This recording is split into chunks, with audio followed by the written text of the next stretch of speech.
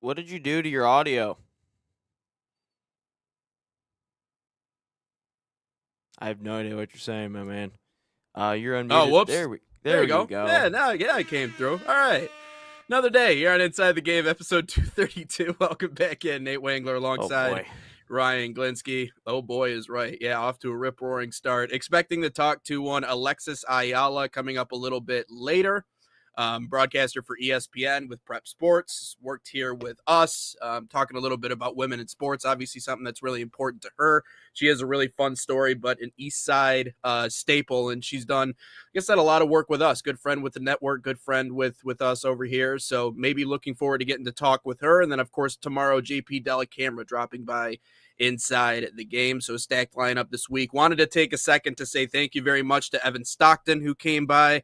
Got a lot of good stuff out of him. And Lexi Lawless yesterday was awesome. He was great. It's the one thing that I'll always say is I love people who are just genuinely unfiltered and they're just themselves. And that's exactly who Alexi Lawless is. He is very much himself. He's very much dry and sarcastic and all those things wrapped into one. He kind of reminds me of my dad's side of the family a little bit. So it's easier to easier to talk to him, but he gave us a lot of good content yesterday. So a few more coming up this week.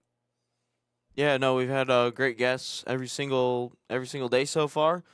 Different perspectives on different things in the sports industry, to be specific. Evan a little bit more on the basketball, football side of things, and then Yeah. Alexis in the other football side of things, and all the World Cup stuff that's coming up here. And then Alexis will help us again with another side of things with women in sports, and what she does, and then JP another. Well, he's doing women's side of the World Cup. So, yeah, you get everything this week if you're inside the game. So, drop us a follow, subscribe, like, do whatever you got to do. We gained, like 10 TikTok followers yesterday. So, shout out to all you people that has dropped us a follow here on TikTok yesterday. I wanted to get into Michigan basketball and being the number one team in the country and what they did to Purdue yesterday, but we can I guess we can save that for the all sports portion, probably the second half of the show, because I think talking about who we've interviewed this week kind of parlays perfectly into what we're talking about here in our number one, in topic number one. And, harking back to the conversation yesterday with Alexi Lalas, the lack of understanding around the sport and what a World Cup was to begin with. Forget everything else as it pertains to soccer and refereeing and just how the game goes, or football as they call it other places. There was a certain level of ignorance in the United States in 94 as to what the World Cup would look like. Also, keep in mind the World Cup was half the size of what it is now, right? So now we have the expanded field. So we have more teams playing in more stadiums and more places across a larger space in the United States. And yesterday we were seeing this news out of Foxborough that really FIFA offering no clarity. They need $8 million to cover security for the 2026 World Cup. Ryan, if I'm being honest, I wasn't expecting mass holes versus FIFA to be the matchup that we were talking about today. There were a few other matchups I thought maybe that would come first, but this is the first one. Also, I was not expecting to take the place, or take the side rather, of the mass holes. Typically, it's the other way around. But I tend to agree with them here. So how the story goes is essentially the government has designated what is over $460 million approved by the U.S. government to cover security costs for the World Cup. Now, this is, again, it's very expansive, multiple different host cities. Foxborough themselves, I believe, are going to be hosting 7 different matches. I think it's 7 total, Yep.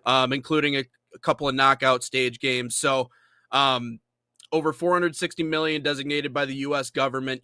How much will Foxborough get? That much isn't clear. Nothing has been provided in the way of clarity on that. And this is where the problem comes in, because it has to become clear. Until they know where that $8 million is coming from, they will not play. And they've made this very apparent. They will not play if that $8 million is not there. So I think it is important to understand how things work in this context, if it isn't in regard to FIFA. Like, let's just talk about the Kraft Group and the Patriots, right, for a second, how all this works out. Um Foxborough requires the Kraft Group to put up funds for projects and expects the World Cup organizers to do the same. Um while the Kraft Group has stated that it's not responsible for funding, it is in discussions with the town to potentially putting up the money and being reimbursed by the federal grant. But he said that would only cover a portion of the money.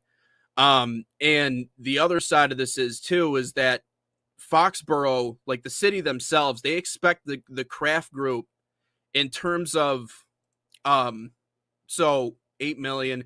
The stadium is owned by the Kraft Group, as we know, but headed by the Patriots owner Robert Kraft. The town owns the land, so the town itself owns the land on which it sits and grants Kraft the same license for NFL games that now FIFA is requesting. Right, so the town already pays; it's already built in to their taxes, funding the stadium that on which it sits on their land. Right, it's a part of the city, but now FIFA coming in, they want $8 million for securities, and they want these guaranteed securities, but they're not giving any guarantees as to where this money is coming. All Foxborough wants is a level of transparency.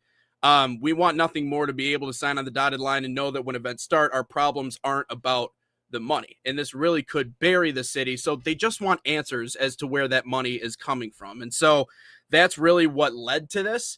And credit to the people of Boston standing up and going, hey, who do you think you are? Like, you come into our city, you want $8 million of our taxpayer money to host this tournament, and then you're going to up and leave with no guarantees that we're going to get any of that money back. You don't pay my bills. You don't send my kids to school. You don't do any of those. You're not from here. And now you're expecting me to put up $8 million, again, of our taxpayer money to host this tournament. And yet there are no guarantees. There are relatively zero guarantees on the back end that we're going to get this money back. Now, with the amount of money that the U.S. government has designated to World Cup matters, they should be able to get it back from the federal grant. But according to the people in the courthouse, there's a level of uncertainty that they're going to end up seeing any of those funds.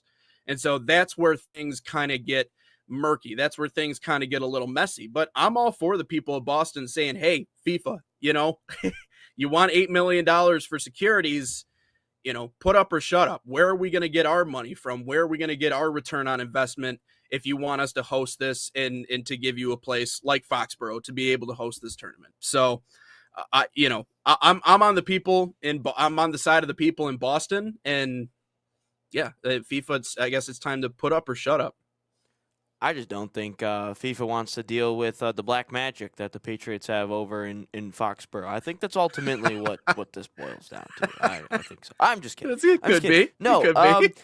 FIFA is obviously a very corrupt system, and just history will tell you. Obviously, in recent years, not so much, but in the old regime and throughout history, it's been very, very corrupt, and I get it that Boston wants to see where their money comes from, or if they can get their money back and all that fun stuff. Mm-hmm. I get it, but maybe some of the security people just want to go to Fenway Park instead of Gillette Stadium for World Cups. Maybe they just want to see the Boston Red Sox play. I don't know, but it's just an issue that hasn't come up in any other city except Foxborough. So maybe there's other shady stuff going on in other parts of the country, or even Mexico or Canada. But I also think that the issue with this World Cup specifically is there's so, obviously having it in France, having it in Qatar, having it in South Africa, Brazil.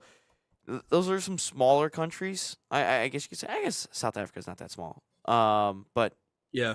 Anyway, you got to travel to a lot of places, so there's a lot of long distance travel for a lot of stuff. It's almost like conference realignment. All this stuff is, so there's a lot. I feel like there's a lot more, and then you're in 3 countries. I think there's a lot more money that is being involved with a lot of this stuff, and a lot more extra than it usually is compared to some smaller venues, not smaller venues, but smaller areas of land. Where people have to constantly fly to. But no, I would agree with you, Nate, that I think the Boston people, which I don't really like to begin with, they're doing I like them standing up for themselves. But again, FIFA is it's shady, to say the least. It's a lot like the SEC. There's a lot of money being put around that no one really knows where it comes from or where it goes. But again, public safety, that's another thing that we haven't touched on yet is the safety, how everything's going to go with the World Cup. And if it's anything based off Copa America, we're in for a disaster. Well, and the other important thing to keep in mind is Foxborough is not Boston. Like it's Same Boston thing. Same area, thing. right? So it's like 30 minutes out. Well, It's the this is same important, thing. right? So it's important It's in the this same case, right? people. So hold on, 30 minutes outside of town. So what? Shelby Township is what? 40. Half hour outside of 40? Okay, so it's roughly Shelby Township in comparison to Foxborough to Boston. Now, obviously, Foxborough has more people in it than I think Shelby Township does. However, when you look at that, Shelby Township is not Detroit. Yeah, you can say Detroit area, but it's not Detroit proper. So Foxborough is the people in Foxborough. It's not like you're taxing the people of Boston. Also, you talk about separate areas in terms of security and police forces, completely completely different cities. Yes, it's Metro Boston, and you can say you're from Boston. I don't think anybody would be like, "Oh, no, you're not. You're from Foxborough." Like it's right down the road.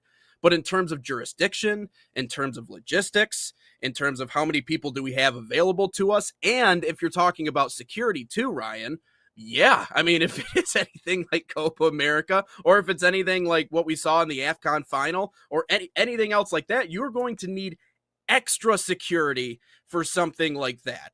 And so this $8 million isn't just a hey, we're paying you back for what you're putting into this. They might have to hire more security. They might have to train up more people ahead of the World Cup, which again, it's barreling on down the line here. It'll be here before we know it. So that's why it's important. Yeah, I mean, technically, if you're from Foxborough, if you say you're from Boston, I don't think anyone's going to bat an eye at that. They're going to be like, okay, yeah, technically you are, but it's different jurisdictions, it's different parts. So I also thought that too. Like FIFA, I think is kind of running into this situation with the last two host sites. They're like, well, not that they were okay with it. I don't want to go as far as to say people were okay with this, but I mean, people died. I mean, there were like major human rights violations that made that available. Yeah, It's it's going to be hard. hard to get But away that's with. also It's when going to you be go to hard. a place that doesn't have the infrastructure. Yeah, right. I'm talking about the slimy stuff in general. It's going to be hard to kind of squeeze that past in a lot of situations here in the US, especially if you're talking about the taxpayers and the people that, are going to be footing the bill that might not be FIFA itself. And again, if there's one population of people in the United States I would expect to make the biggest noise about it, outside of Philly, is probably Boston. So, or Metro Boston, because they're cheap SOBs. So I understand it. I understand the reasoning for it. But yeah, Foxborough is not Boston. So I think that also plays into this too. Yeah, now I just wonder if there's any other issues with other host cities like New York Yeah. or Dallas And maybe or it'll in start LA. popping up. Uh, Yeah, now that it was mentioned, maybe it'll start popping up. I don't know. But maybe at the same time, this might be the only situation. We don't truly know the in depth of the matter. But all I'll say is I don't think the American people know how many people will be coming into the country every single year, or not every single year. Obviously, that's true, but this summer, and then when we host the Yeah. Summer Olympics in, I don't know, in 2 years, I forget what it is, Mhm. 2028 in LA, which that's just a horrible idea. But anyway, like there's gonna be so many people from around the world, Europe, Asia, Africa, South America. Like obviously, not everyone is going to come to the United States. Obviously, some people go to Mexico, some people go to Canada, but there are going to Yeah. be a lot of extra people, which is going to make travel in between the months of June and July really difficult. Which maybe if you want to plan that European trip, maybe you go over to Europe during those months. But no, there's going to be like what we saw in the Copa America. I think it was the final. I think Brazil played Colombia in the final. Maybe it was a semifinal. Anyway, of the Colombian fans climbing through the vents to get into the stadium to finally see everything. And then in the Uruguay game Yeah. against Colombia, Darwin Nunez goes in the stands, starts punching fans because there is some abuse or something. So yeah, there's gonna be a lot of stuff. This is not. I hope the American people know like this isn't your typical. This isn't your typical NFL football game or college football rivalry, Alabama, Auburn, Michigan, Ohio State. No, this is like we talked about the fans being crazier, which they are. They're more passionate about their sports. They're crazier for their sports. So you're going to then get that little mixture along with, this being something that only happens every 4 years, so few teams actually win a World Cup. It's crazy. I think there's like less than like 10 teams that have won a World Cup. But I hope that they realize, the craziness that's going to go on all around the country this summer with everything. I shouldn't say craziness as a bad thing, but the amount of people that are coming in and hotels, everything. So just be prepared, America. And that's part of the reason why the security question is so pressing. I feel like for a place like Foxborough, like we have to have these guarantees if you want us to feel comfortable with what's going on here. Because if financially it becomes a problem, this could easily go from being a massive benefit to the economy in Foxborough and the economy in Massachusetts in general to being a net loss and a negative, because we're scrambling for the money that we need and the resources we need in order to protect the environments. And also not just that, but you're right. I mean, you talked about the people who are just going about daily life. I think about the dude that's just getting up to go to work every day. It's going to be tough if you're in that area during that stretch of time, because there are going to be so many people. And so I think they realize it. I just think, again, it's going to more of a peace of mind if they have those guarantees from FIFA going into it, as opposed to just kind of winging it. So it could be worse, people, in Foxborough. You could have a race in downtown Foxborough, like the Detroit Grand Prix, where people can't even go to work for a whole week or two. True. Because I didn't even think about that. They can't actually go downtown Detroit because the race is there. You can't go to like half of the city. So be grateful that it's not just a race and you guys are being like blocked off. So yeah. Oh man. Yeah, I heard that wasn't great. I heard the track wasn't wonderful. I saw it in Chicago once, so I know that they do it in Chicago and yeah, in but at the Detroit, same time, it's the European racers that were complaining about the roads. Like, guys, look, it's Michigan. We don't have good roads to begin with. The potholes, sure. Well, or not the potholes, the manhole covers, they tried their best, all right? And then you still lose, so who cares ultimately? They tried their best. Oh, man. Yeah, never been much of a racing guy myself. You should go to the Grand Prix because you just sit in a parking garage and watch the race for free. Just pay the $40. Pay the $40 of the parking garage, bring your own food and drinks, and just sit there and watch the race. I was able to cover it this year, but I just sat in a parking garage and recorded videos. That's all I did. It's pretty cool. Or we can go to a NASCAR race. NASCAR don't really seem like my people. NASCAR's boring. It's just it's boring. Circle. At least okay. In the Grand Prix, at least there's crashes. There is crashes in NASCAR. What are you talking it's just about? In a circle. That's all it is. This. There's still pile-ups, though, man. Well, I get it, but there's still pile-ups. You just don't have people dying anymore. Now it's like, no, this is NASCAR. Yeah, let me just stare at a circle all day. Yeah, but they got to cut in and cut around you. Come on, you watch cars. Anyways. I don't watch NASCAR. That's stupid. NASCAR's boring. Moving on to our second topic when we come back. We're going to talk a little bit about the Messi effect in Miami, from just another club to the most valued club in Major League Soccer. 5 different organizations. With Alexis coming on around 9:30, let's do a little bit of a mailbag. There's no reason to get into a topic and not actually talk about the full thing. All right, that's fair. Let's do that, and then we can talk about Messi later. So that's coming up next. First, we got to tell you a little bit about Bayern Munich Summer Soccer Camps, a proud sponsor of the National Soccer Network, fostering football excellence across North America, open to boys and girls of all skill levels. FC Bayern Camps deliver elite training inspired by FC Bayern Munich's world-class philosophy. Select your city and start a promising soccer path. Right now, save $30 on registration by using promo code Bayern NSN30. Again, that's Bayern NSN30, or scan the QR code on your screen. Learn more at fcbayernyouth.com.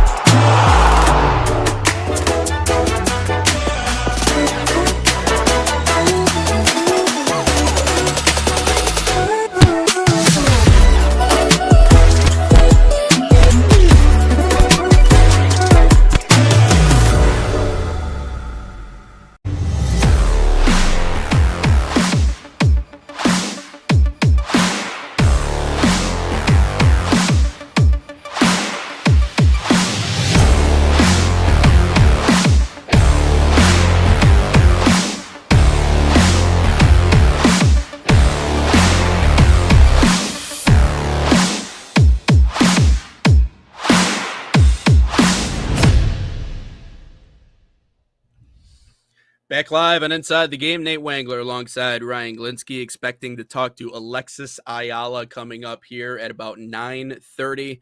So she'll be joining us, aka Big Lexi, joining us on the show. But first, we're going to get into the mailbag a little bit. Got a few people drop it in on the comment sections. What do we got, Ryan?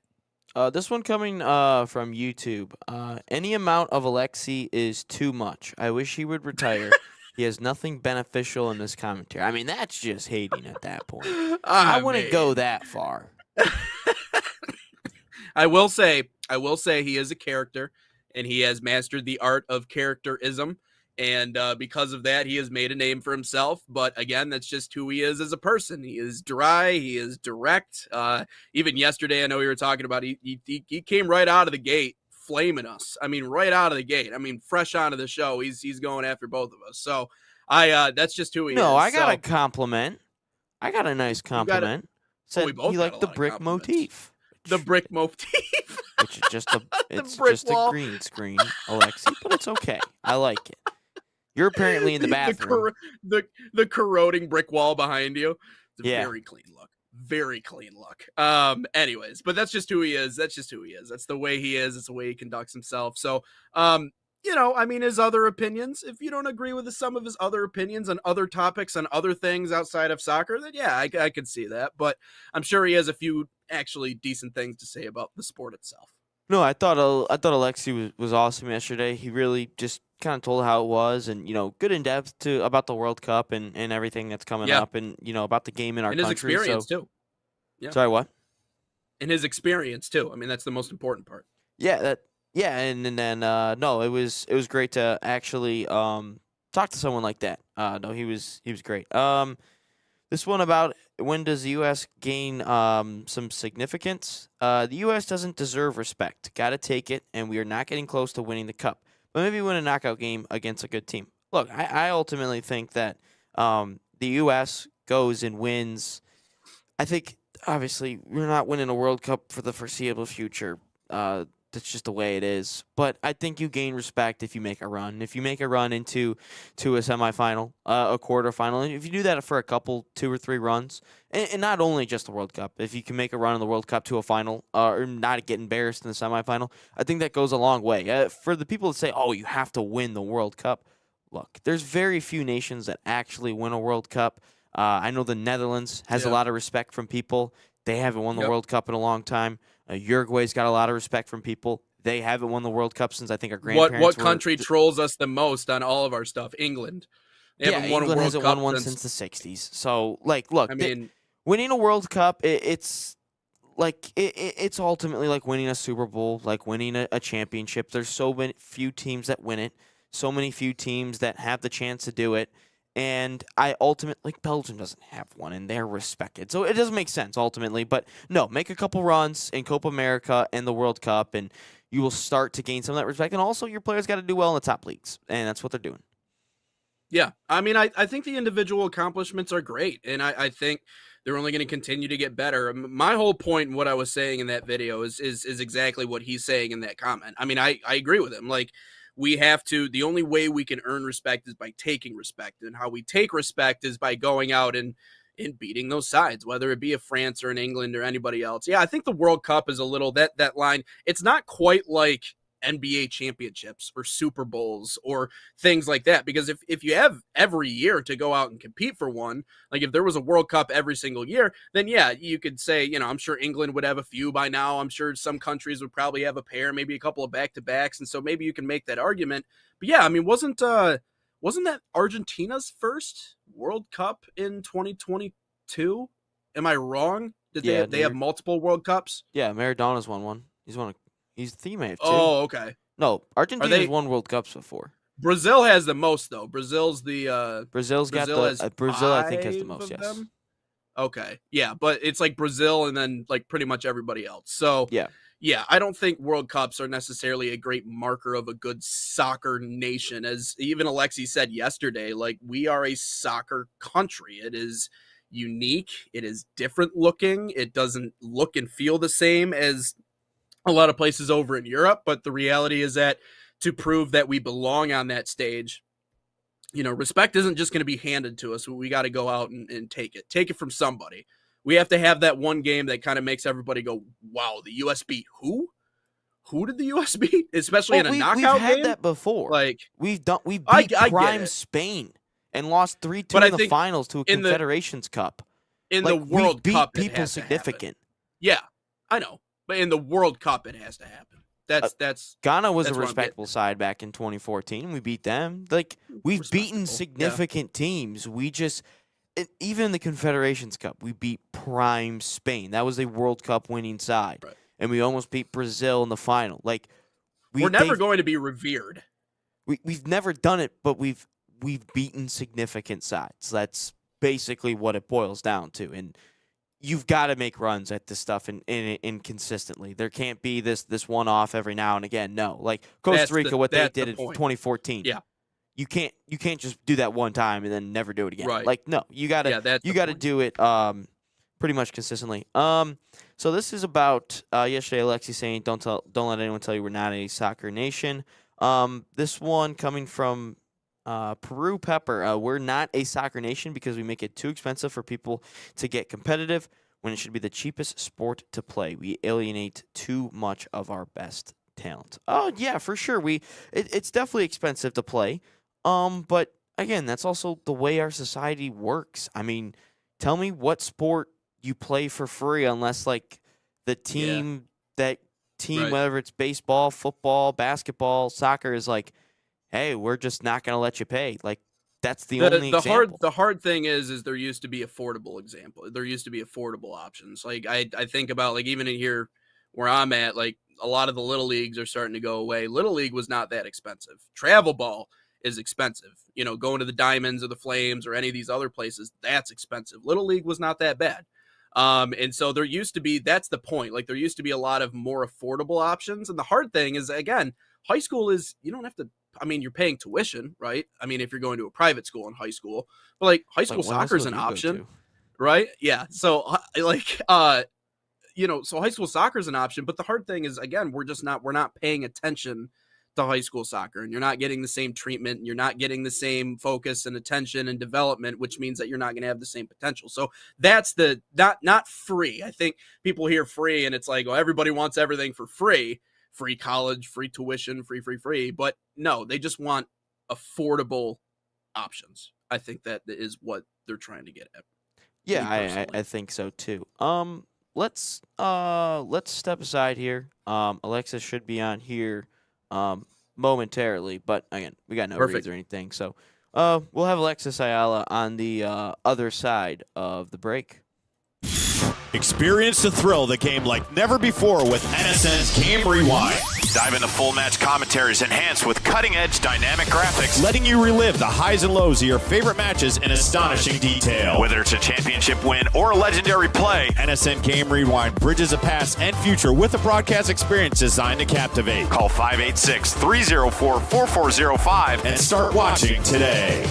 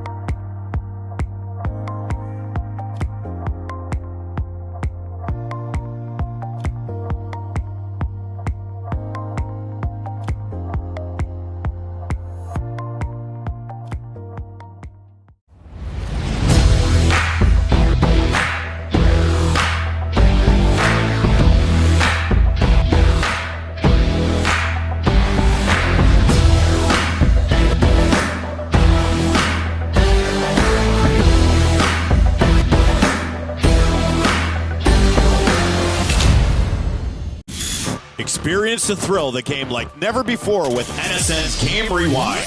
Dive into full match commentaries enhanced with cutting-edge dynamic graphics, letting you relive the highs and lows of your favorite matches in astonishing detail. Whether it's a championship win or a legendary play, NSN Game Rewind bridges the past and future with a broadcast experience designed to captivate. Call 586-304-4405 and start watching today.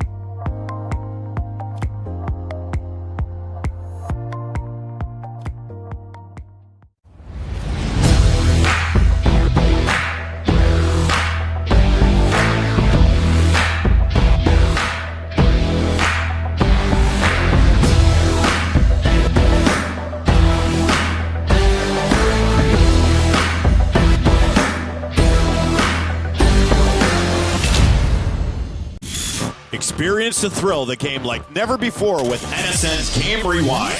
Dive into full match commentaries enhanced with cutting-edge dynamic graphics, letting you relive the highs and lows of your favorite matches in astonishing detail. Whether it's a championship win or a legendary play, NSN Game Rewind bridges the past and future with a broadcast experience designed to captivate. Call 586-304-4405 and start watching today.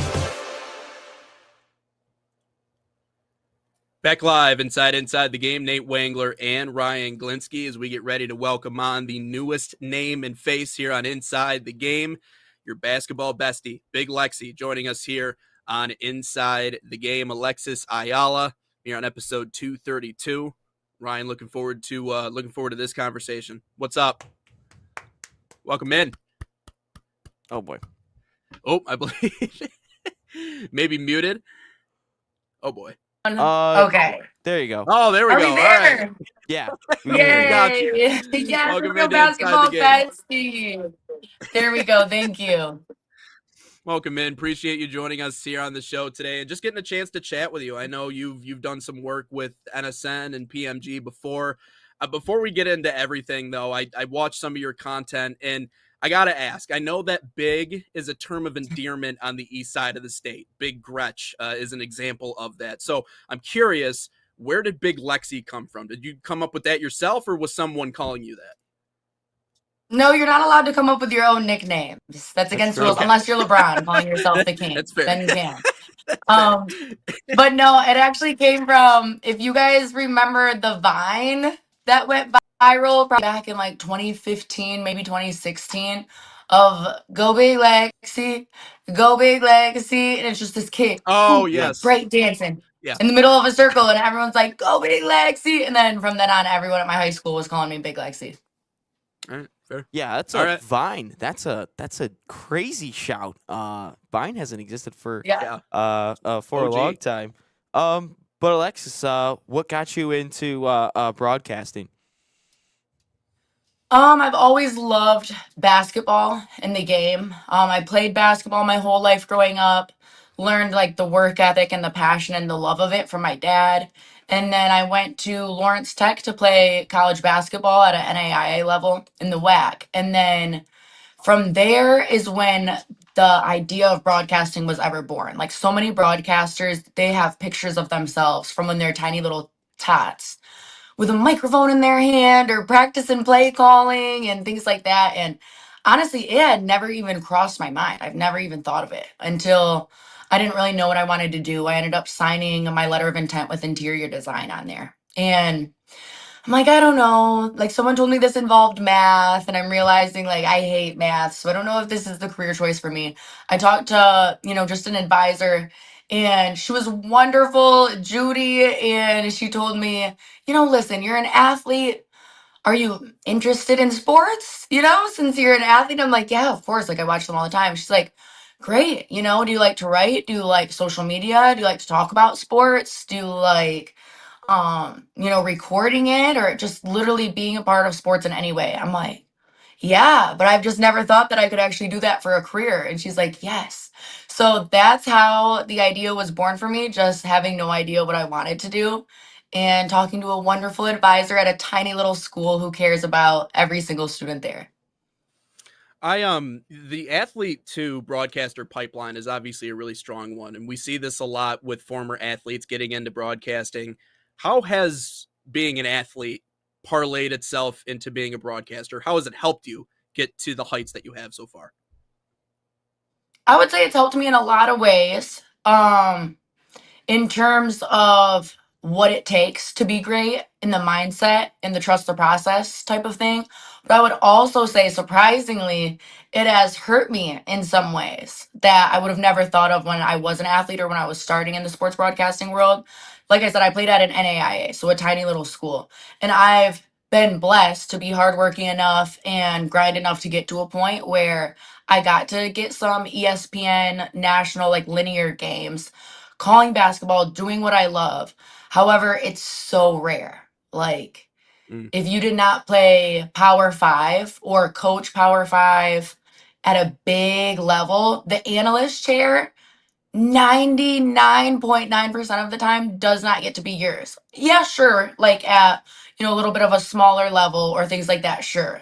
That helped me get in with like the ESPN Plus and mid majors, and I'm still calling Division One basketball and I'm having a ball and I absolutely Mhm. love it. However, to like move up to like be a big dog, Big Legacy of course wants to be a big dog. The analyst chair is so hard. You're fighting against the Doug Brunos and like the Tom Brady's of the world to get into an Yeah. analyst chair. So I'm switching over lanes into the play-by-play chair, and I'm having so much Yeah. fun learning that. It's a whole new adventure. But I would say, being an athlete, everyone tells you, "Oh, you played college basketball. You should be an analyst." So that's kind of where it hurt me in a way Mhm. because I didn't play at a big enough level, and spent so many years grinding away at that analyst spot, and then just now, like restarting a journey in the play-by-play chair. You said you're kind of transitioning to play by play. What has what has been your toughest, I guess, challenge you've had to face with just being, a color commentator for a while, then now going into to play by play?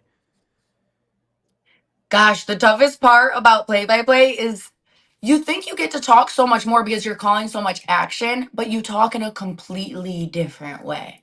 As an analyst, I get to explain and use full word sentences or full sentences and give details and juice in the meat and lay it on thick.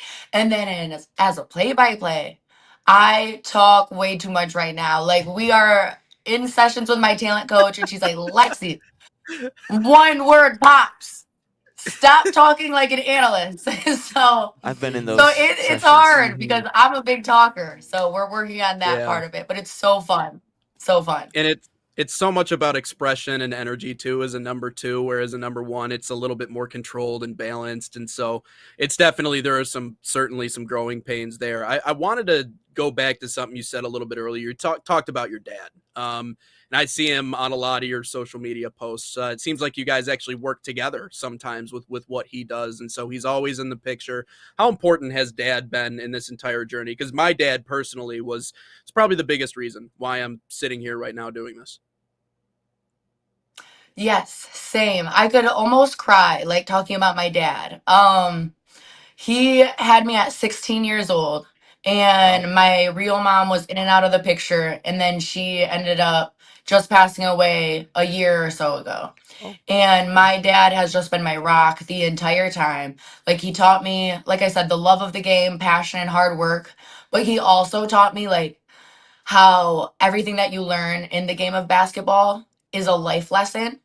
And so that love that I learned to pour into basketball, I learned to like pour into people and the work ethic and just every little lesson it poured over. Just the greatest guy I've ever met in my life, and gives me so much hope for like how kind and good people can be to one another outside of work. And he is just amazing. Like, best guy in the world. He's who I co-found my sports production company, Heat Check Network, with. Even though I'm the one that technically, has the more notoriety from being on camera already, he works behind the scenes a lot more often with like the Fox, NBC, Peacock, BTN big shows.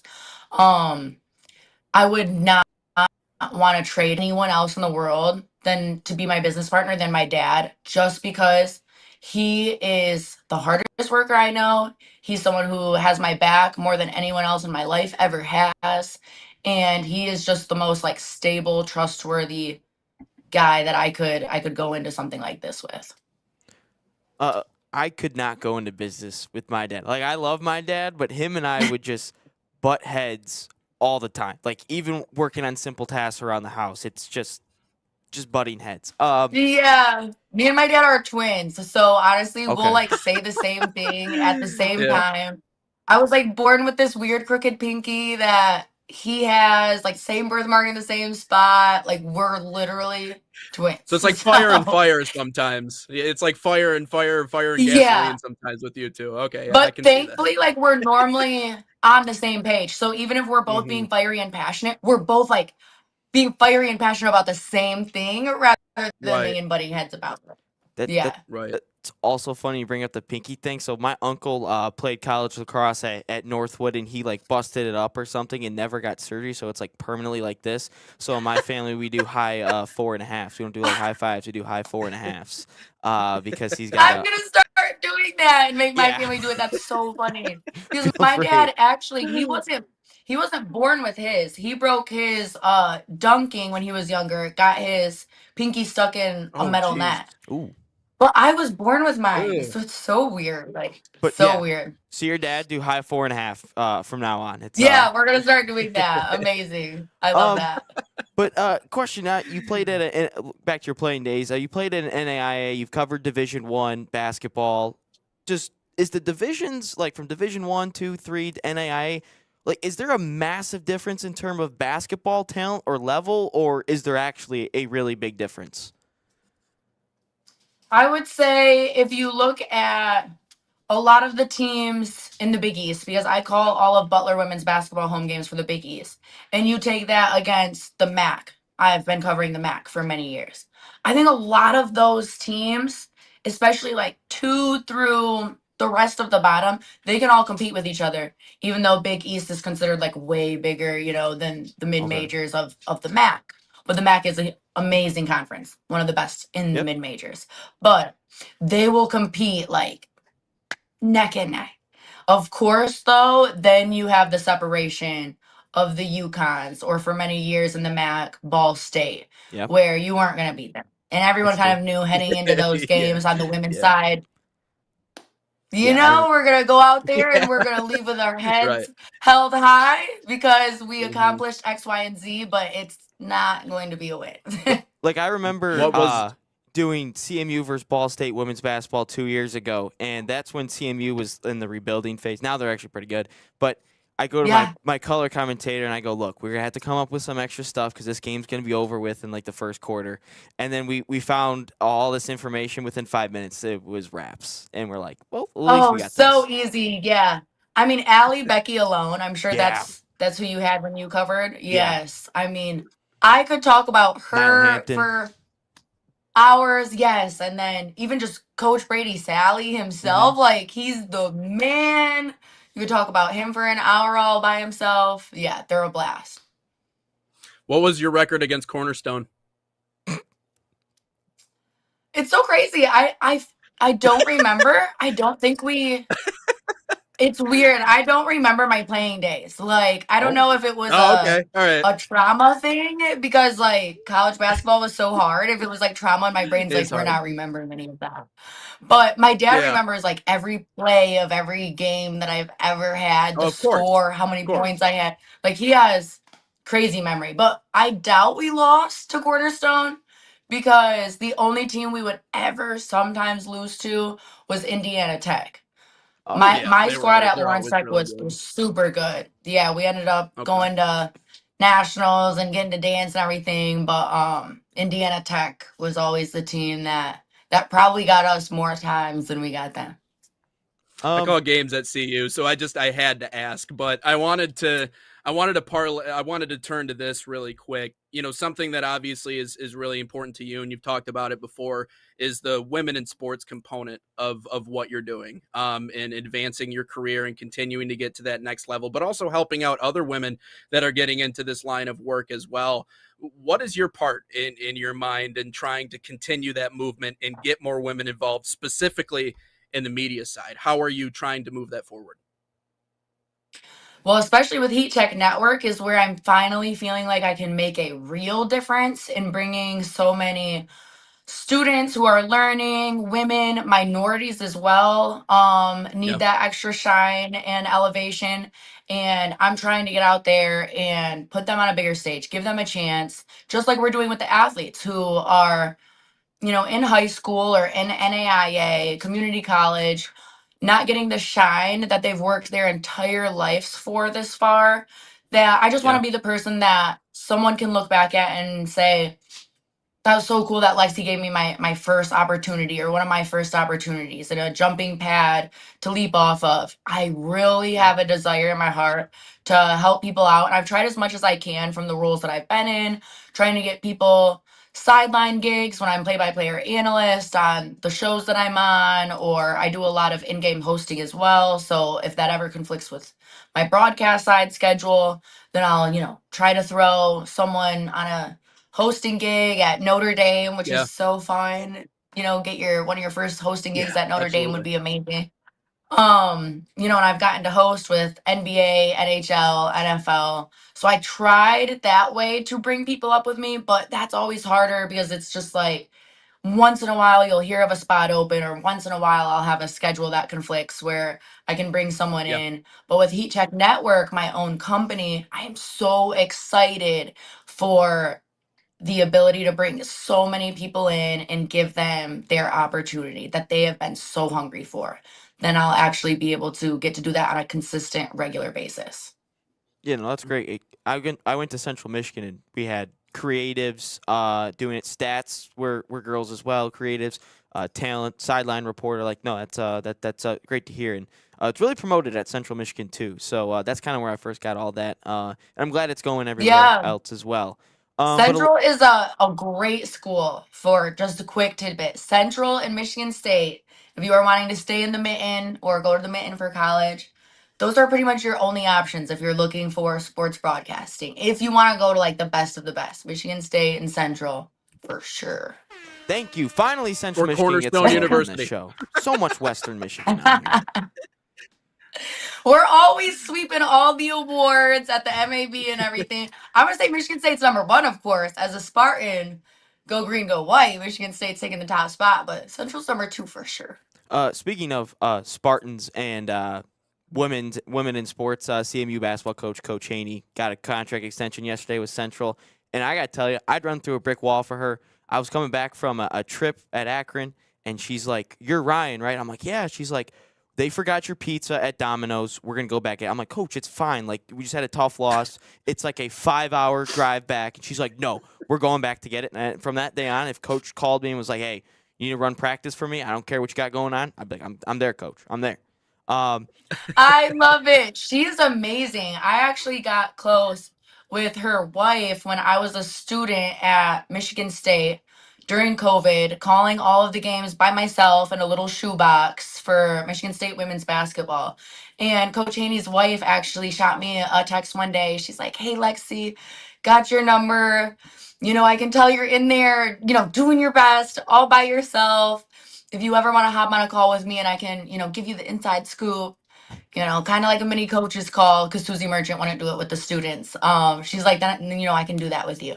I was like, oh my gosh. So that was my first chance actually getting to really learn about the team and whatnot. So that is an amazing family. And I would also run through a wall for Coach Haney.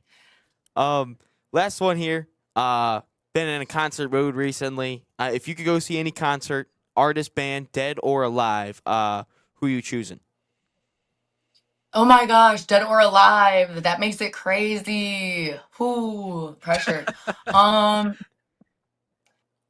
okay, I have to do both. I have to do both. Alive, my guy is Justin Bieber. I have been a believer since 2012. My Bieber first Fever Twitter is handle was big on the Lexi. show.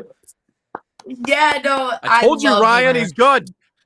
I'm not a He big is fan, that but guy. it's whatever. I rewatched the Grammys performance of his an unreasonable amount of times. I definitely I still have Bieber rewatched it fever. for Bruno. That's what I Um, rewatched it for. yes, he's not quite a Bieber, but we love Bruno Okay. too. We might take Um, her off the show real quick. Oh, that's gonna send Ryan into a tizzy. He's gonna crash out now. Just wait my till you get sister's off. He's favorite's gonna. Bruno, so she's there with you on that. Dead though, my favorite artist of oh gosh, this is so hard. My my top three favorite artists of all time is Justin Bieber, Tupac, and Amy Winehouse. So I would have a really Wow. hard time picking between Tupac or Amy Winehouse for like the Dead concert. But Okay. Tupac might not be Mm. dead if the conspiracy theorists, Oh, that's true. are onto something. That is true. I mean, they're going back to court this year for Where it, is he So- so- hiding? Now, where do you think he's hiding? Then let me ask you that. Where do you They think he's say at? Cuba. I don't know. I haven't done my research, my due diligence to, to know, but yeah, so That's funny. that's who I would pick. Sorry I didn't narrow it down to one. It's too You're hard. good. No, it's good. We appreciate you, Alexis, for coming on the show today and stopping by, getting the chance to talk with us. Hopefully, get to work with you again here soon. But best of luck with everything moving forward. Absolutely appreciate you guys. There goes my dog, so I'm Oh, time. boy, Time thank to you, go. Alexis. Have a good one. Oh, it's Big Lexi on Inside the Game. Wow, Wow, that was All right, hilarious. that was good timing at the end there. So he's ready to wrap it up. It's Yeah, breakfast time. Tupac. Where do you think Tupac is? Oh, Alexis is still Tupac is talking. Hold dead. on. My man. Right? It's all right. Sorry, you were talking. Do you have something to say? Oh no, I was just throwing in the Cuba. I had a feeling that's where it was, but Gotcha. I'll let you Oh, guys Cuba. discuss Yeah, and take that okay. part away. Okay, gotcha. You have a great one, Yeah, Alexis. probably. Make sure your dog's Good okay. idea. All right. Yeah. I think- All right, I'm headed out. Thank you guys. See ya. See ya. Yeah, no, that's we're honestly that's a good. They are going back to court this year. I don't know if you knew that they are going back to court this year to discuss Tupac's death. Listen, all I know is I listened to the Eminem song that was released recently after being on the boy. shelf for 20 years. 20 years. Dr. Dre said, no, you're not going to release that song. We're leaving it on the shelf. You're not doing that. He came out with a Suge Knight diss in 2023 or 2003, Yeah, and they didn't allow him to release Suge it Knight's been in leaked jail for a recently. while. Yeah. And yeah. Wow. And he claimed that Suge did it. So yeah, so that adds a new element to everything. So Yeah, it makes sense. weird. Wild, man. It but no, does. that Actually was- makes complete sense. No, it's like if there's one rapper you don't want to, or anyone in this world really that you want to have beef with, it's Eminem because he's going to rip you a new one, regardless of like how severe it is. Like he's just gonna get into his zone, write some lyrics, find the Yeah. craziest dirt on you that you didn't even know about. His real name's Clarence, and yeah, that's He actually says in the diss, which is the craziest thing ever. He goes, I'm holding Irv responsible for the Cookie Monster of rap. Goes, this game might kill me, but I'm going to expose the truth. And I'm like, oh, okay. Like, he's maniacal. And keep in mind, this is like OG Eminem. Like, this is Yeah. back when, like, he didn't care, like whatever. He did not care. can't believe she's a Bieber fan. So much Bieber fever on this show. Come on, man. He's good. Okay. He's a little edgy, I guess. If you don't like that style, he is definitely edgy. His Instagram confuses the heck out of me. I don't follow But him on I Instagram. don't know, man. I think he's talented. I just think he got wrapped up in that Hollywood experience a little bit too early in life, That's and fair. just kind of, Childhood. he got Well, I guess he was a child. Yeah, Yeah. childhood fame doesn't really go well later on down the line. Yeah, it doesn't really settle all too well. We don't have to get into all that. Instead, actually, I got something else to talk about, and that is Barcelona, Barca Academy. proud La Messi. sponsor of the National Soccer Network, the official academy of FC Barcelona in the United States, designed for boys and girls ages 6 to 18. Barca Academy camps follow and replicate the FC Barcelona game model, same philosophy used by Barca's professional coaching staff. Right now, you can save $30 on registration by using promo code FCB30. Scan the QR code on your screen. Find a camp near you, fcbarcelona.us/camps.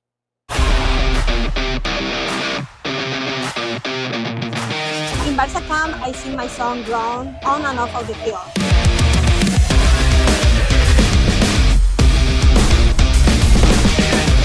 Don't miss the time to register. Sign up now for Barca camp.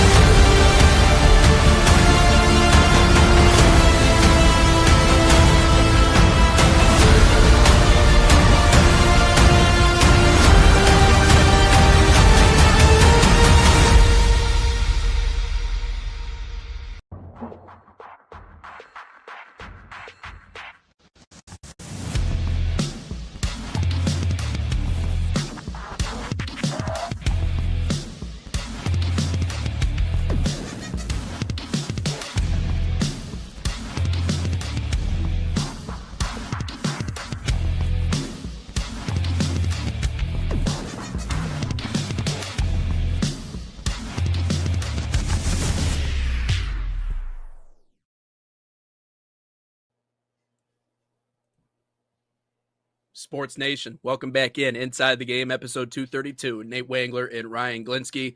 A big thanks to Alexis Ayala, Big Lexi, joining the show today.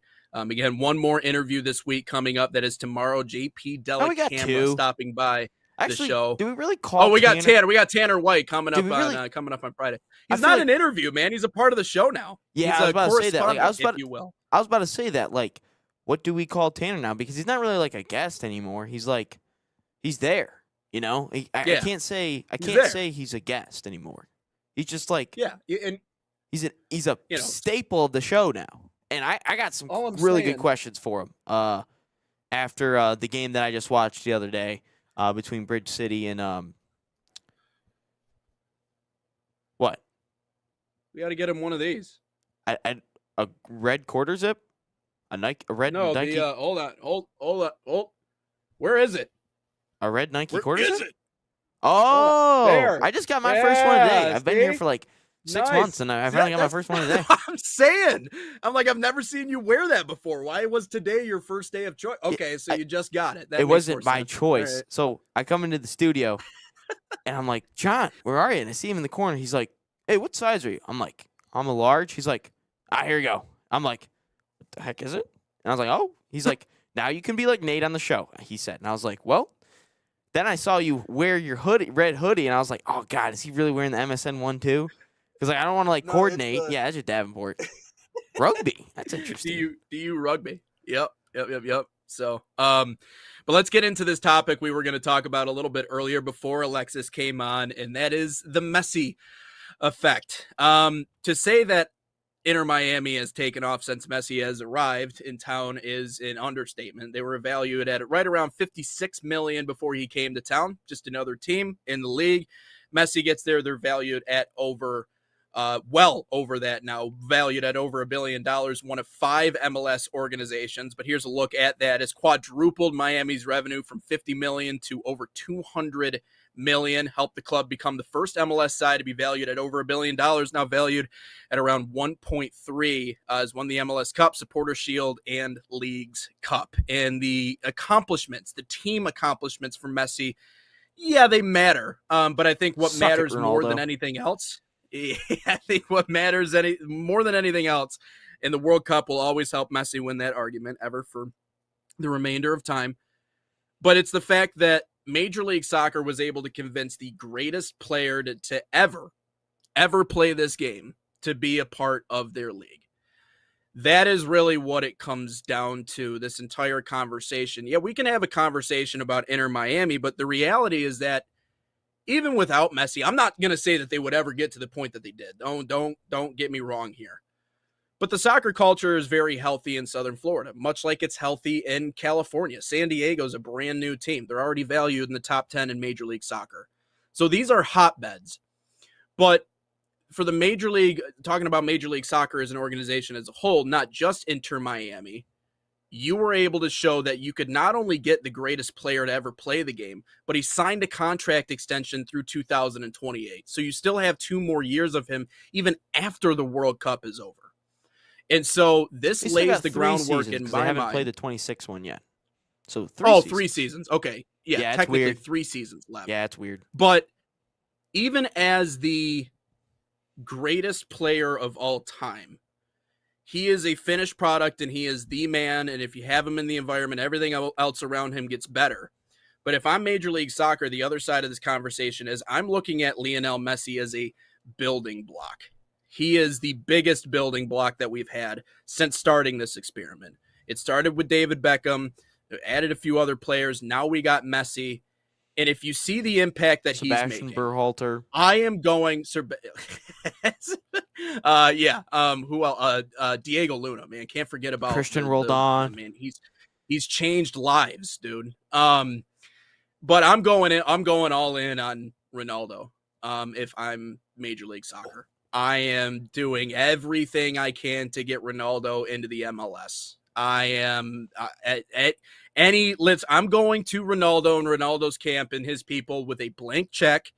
I'm putting it in front of them and I'm going, hey, list your asking price. I don't care if we have to pull strings. I don't care if we have to do some shady stuff. I don't care if we have to slash some tires. I don't care what it takes. A Cristiano Ronaldo needs to be in Major League Soccer so we can kind of complete this superstar league that Major League Soccer wants in order to get to that next level. Because you have Messi. Okay, you have Son Heung Kim. Okay, that's great. Or Hussein Min, or what do you keep calling him? You don't call him his I don't actual even know it name. either. Just Heung-min Heung-min Son. Son. That's all I know. I get it. I get it. It's difficult. I know. But you need to go get Ronaldo. That's my opinion. Yeah, I would. Because if you see what Messi did, imagine what they would do together in the same league. You know, I agree with you. I think you do. But just everyone know that, you know, Messi's still to go. Like, everyone's just got to realize that for everyone out there. And also, when we talk about Michigan, Purdue, I got some funny soccer comments that came out of the game yesterday. I thought was really good. But anyway, no, I would agree with you that Ronaldo, like, try everything you can to get Ronaldo. What team can afford him? That's a different question. I mean, we broke down the 5 teams that could potentially afford him. Do I really think? Right. Do I really think that, you know, Ronaldo would be on a team with Messi? Probably not. I think for the league's sake, you kind of want Ronaldo on a different team simply to kind of create that competitiveness again. Because look, this is like everyone talks about MJ and LeBron. Everyone talks about Joe Montana versus Tom Brady. This is the easiest GOAT conversation in all of sport. I don't know the baseball GOAT equivalent. But this is the easiest GOAT conversation in all of sports. Why? Because they played in the same era. They played in the same league. They played against each other time and time again. So I think you want to put them in the league, but just a different team. Now, ultimately, I swear, if Ronaldo wins one MLS Cup, people are like, he's the GOAT because he's got an MLS Cup. Yeah, I'm just gonna stay away from those people. But no, I think if you're looking at Messi, every league has to have at some point that Bird Magic era. What do I mean by that? That superstar rivalry era. Do I really think Messi and Ronaldo truly hate each other? Maybe 10 years ago, but not right now. I don't think that. I think that hatred has kind of fallen off. But that competitiveness is still there. But I think you have to have the MLS needs to have that Bird Magic rivalry. And what do I mean by that? Messi versus Ronaldo. And MLS again, I don't even know like what Inter Miami's rival is right now because they're so new. But get Ronaldo on the rival team of Inter Miami, or if they don't truly have a pure hatred towards the team, put him on a team where that can create that rivalry. And then all of a sudden we have the Lakers versus Celtics. The Celtics and Lakers, even without Bird and Magic, still truly hate each other. You even think about Kobe Bryant going up against Paul Pierce and all that stuff. And I mean, I don't really think they hate each other right now. Oh, even before them. LeBron versus Tatum or whatever it is. But create that rivalry And I think ultimately, what do people like in sports? They like the drama. They like the sidebars. What happens, especially American fans, because they love the drama. But you put Ronaldo versus Messi, create a rivalry, and I think the league, after the World Cup, obviously, I think everything kind of just sprouts. And no, I think they have a really good opportunity to capitalize on it. And yeah, that'd be great. I don't know how this turned into a Messi versus Ronaldo discussion, but Messi's done a really good job with the money. I'm going with it. I'm going with it because I think it's a fun conversation. I don't think it's one that we've really dove into all that much. So Ronaldo has 962 goals in his career. Is that with or without penalties? Okay, hold on. I'm not done with my point yet. Just let me finish this up a quick second. So he's got 962 goals, right? He could become the first player ever to reach 1,000 goals in his career. Could you imagine if he did it in Major League Soccer? And could you imagine if he did it against Messi? Like, well, I'm just trying to set up. No, yeah, I would imagine it's a penalty. It's Pinaldo, man, and everyone says Messi. No, Messi. If you look at the two, more out of goals, more in open play goals, it's Messi over Ronaldo. And yes, Ronaldo has a lot more PKs. That's why he's even scored in 5 World Cups, is because I think he scored a PK in 2022, and they're like, yeah, just do it so you can say you scored in the World Cup, you'll be happy. Could you imagine against Messi? Sure. The only issue is will the MLS put a paywall behind it? That's the only other issue. But no, yeah, I mean, you gotta, of course. But Ronaldo's got to make the move himself. Yeah, we can play the hypothetical game all we want. It's a good picture to think about. It's a good fantasy to think about. But at the same time, that's a lot of things that got to go that way in order for that to happen. It means he's got to score 38 goals. So probably of the 38, 30 will be penalties. In the next 3 years, sure, I could see it happening. Could it be against Messi? I don't know. Yeah. So I just, with the Saudi League falling apart with what we know in terms of his future and lack of future in that league, I just think that this is, if you're Major League Soccer and if you were waiting for a sign, because after you got Messi, it was like, how can you even top Messi?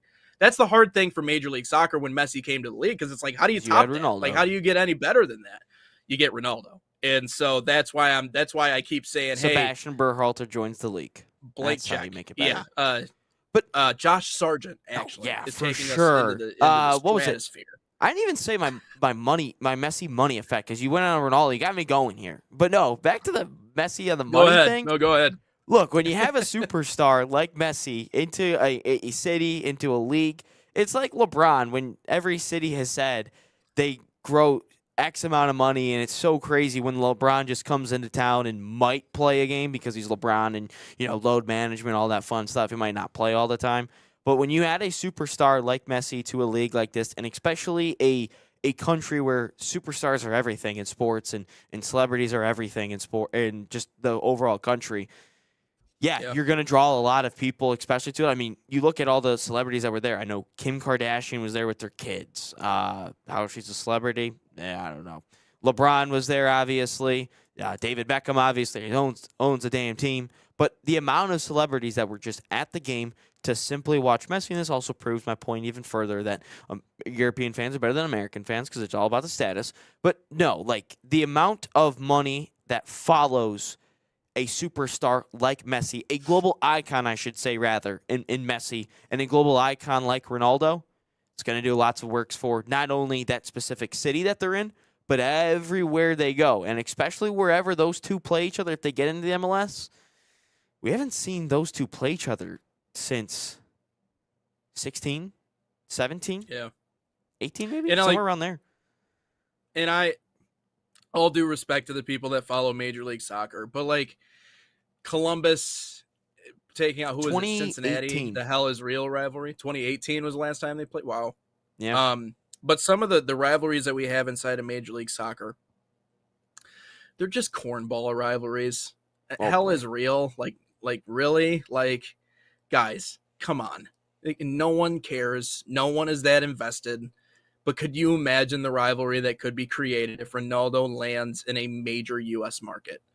Like if Ronaldo goes to a New York or if Ronaldo goes to the West Coast and all of a sudden you have this dynamic of West Coast versus Miami or New York versus Miami, that would actually be, in my opinion, the first real rivalry that people actually pay attention to and tune into and watch the MLS for. I mean, the amount of people outside of just your daily supporters that would watch these two play against each other, or even more inconceivably with each other, would be astounding, and it would only serve to help the MLS. Are you reading a comment? You got a comment in front of you? No, I was just going through Twitter. I saw Kyrie's okay. out for the rest of the year. That's what I saw. Oh, jeez. All right. Injury issues striking again for one Kyrie Irving. What is it, Achilles, or what has he got? What does he got now? You don't even know? ACL. Mavstar will allow himself time to fully recover from ACL. I don't know. Couldn't have happened to a better guy. Let's take a break here. When we come back here on the National Soccer Network, we'll get into our all sports content. We got another edition of Who to Betta here on Inside the Game. Also going to talk about maybe a little USA Sweden. Also K-State's head coach Jerome Tang fired from his spot after ripping his team apart. Maybe we'll chat about that as well. But first, Man City Soccer Camps are a proud sponsor of the National Soccer Network, bringing world-class training inspired by Man City's global football philosophy to players across the United States. Open to boys and girls of all skill levels, these camps focus on technical development, decision-making, and playing the game the City way. Right now, you can save $30 on registration by using promo code MCNSN30 or scan the QR code on your screen. Find a camp near you, usacamps.mancity.com.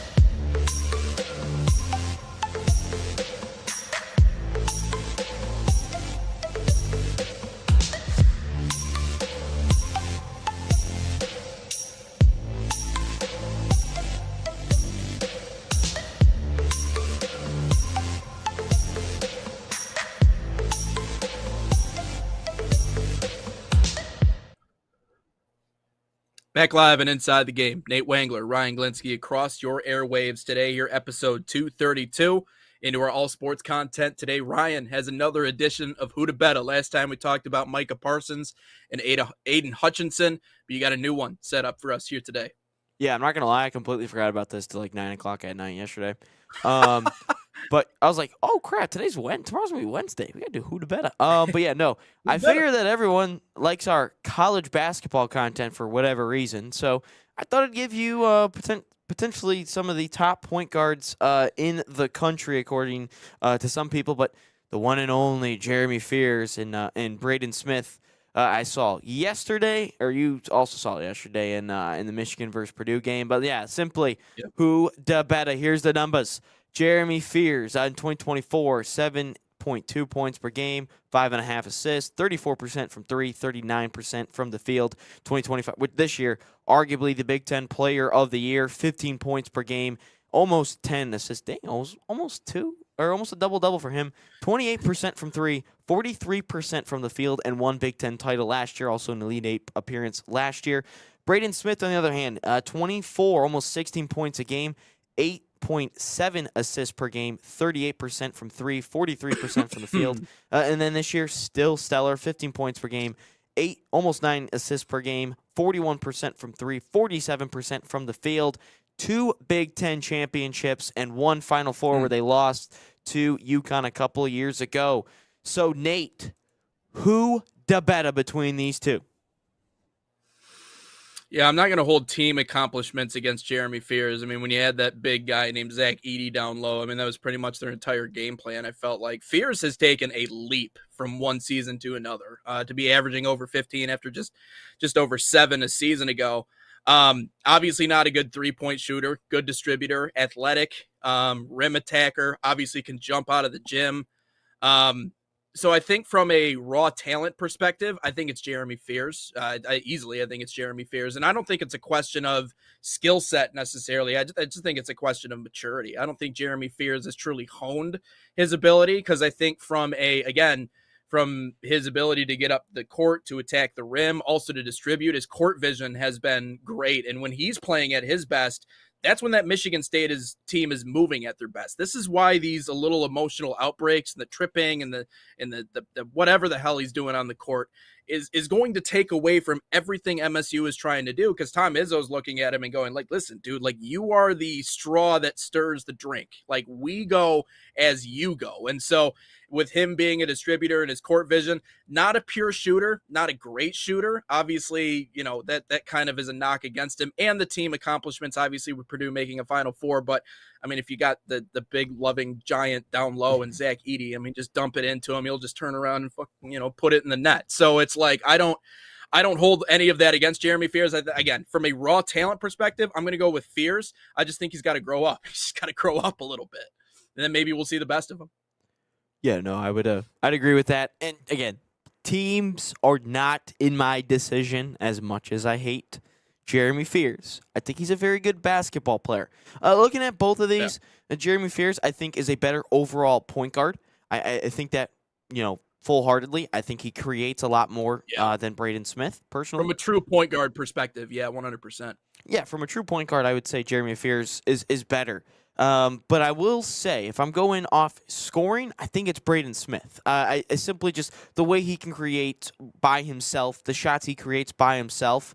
And I also think, the offense is truly designed around Jeremy Fears, like it was for Cassius Winston. Lots of screens, lots of getting inside the paint. Mm-hmm. But Braden Smith, you still have Trey Kaufman-Renn. You still have Fletcher Lawyer, who looked like Denzel Valentine yesterday. Oh, my goodness, Valentine. That looked like Braden Smith. Ooh, God, I could go both ways, really. I'm still gonna go Braden Smith. I think Braden Smith is a better overall basketball player. I think he's done it for a little bit longer as well. I like his 3-point ability a lot better. I like his fadeaway from the baseline. I like that he creates a lot by himself. I think Fears creates a lot off screens and other actions where he's able to get himself open down into the lane. Yeah. Ultimately, Fears is the most effective inside the paint, and I think Braden Smith is a little bit better, all over the place in terms of, mid-range jump shots, floaters, fadeaway jumpers, and three-pointers. That's personally just how I look at it. And if I were to take a point guard and I need a star, and especially a team like Michigan State that's lacking a star, I don't think Jeremy Fears is the guy that can take you to a Final Four by himself. But no, I'm going to go Braden Smith. Zach Edey thing, that doesn't really bother me. He's a sophomore back then. But since then, he's really taken the massive steps in Zach Edey's left, which, by the way, Zach Edey walking like at below, you could see him on the camera. Man, is that guy a massive human being. Like, he was walking with Gene Katie. Yeah. Like, he was helping Gene Katie because he's old. And I'm like, wow, that guy is huge. Yeah. Wemby's taller than him, I think so. I mean, Wemby's just like a different animal. It's funny how serious he took the All-Star game. I don't know if you saw any of the highlights, but he's like blocking shots. He's like stealing shots. He's like doing everything. I don't know. He must have been pissed off from the Olympics or something. He but did. No, when I look he said that. Yeah. He said the rest of the world and the NBA's got to watch out after he lost the gold medal in France.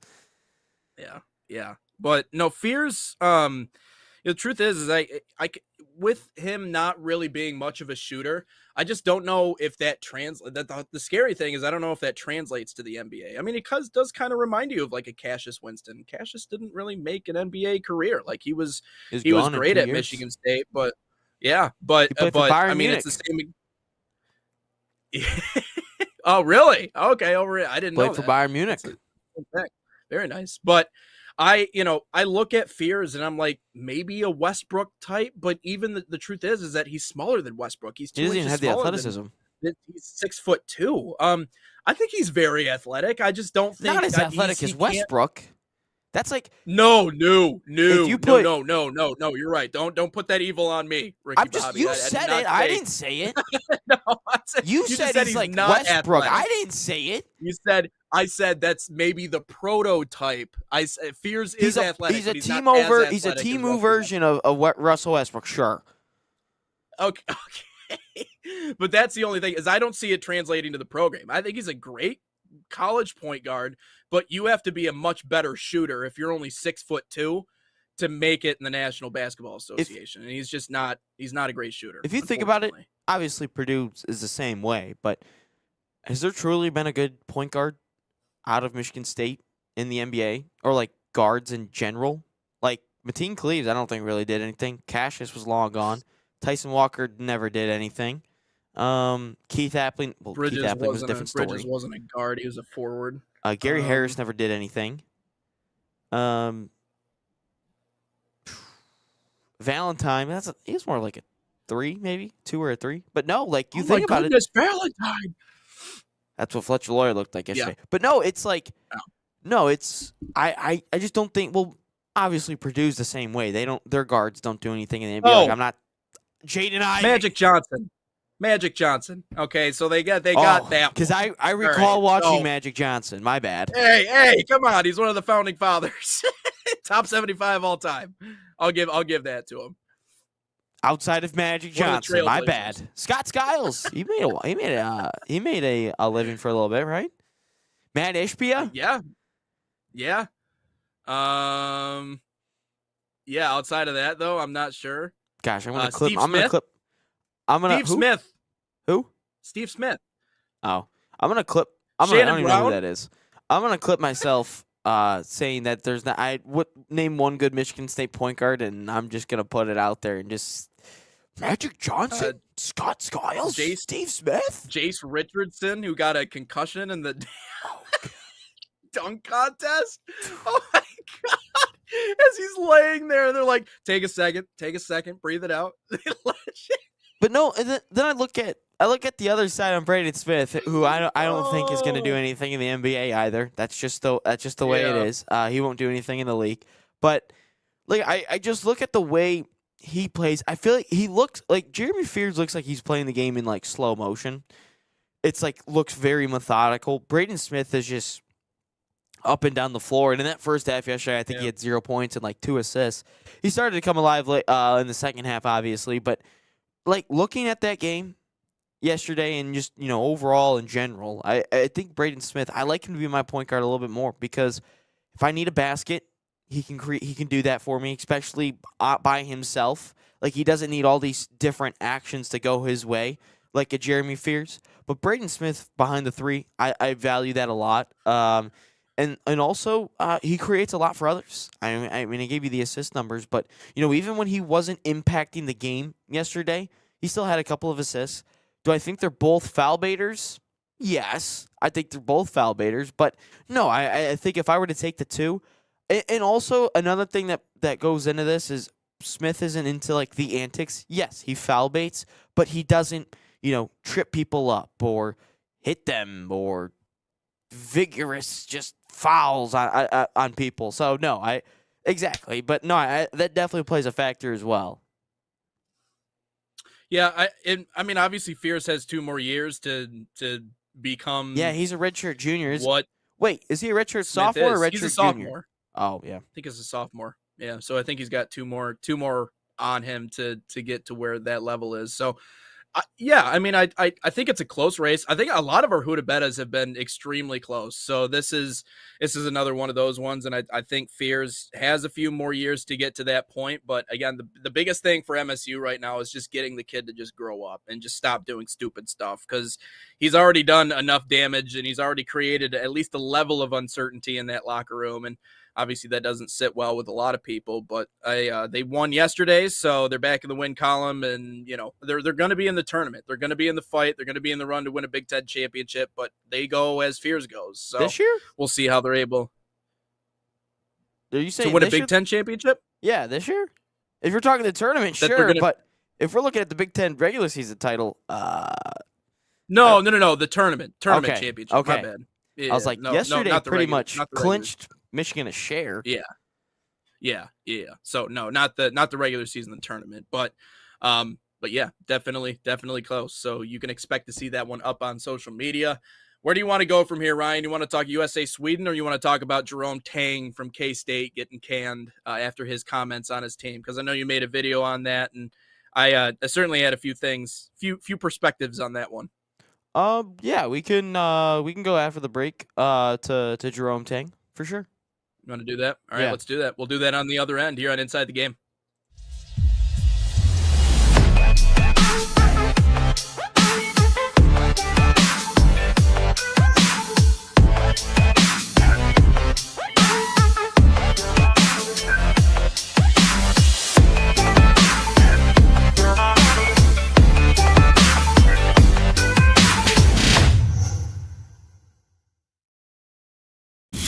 Experience the thrill of the game like never before with NSN's Game Rewind. Dive into full match commentaries enhanced with cutting-edge dynamic graphics, letting you relive the highs and lows of your favorite matches in astonishing detail. Whether it's a championship win or a legendary play, NSN Game Rewind bridges the past and future with a broadcast experience designed to captivate. Call 586-304-4405 and start watching today.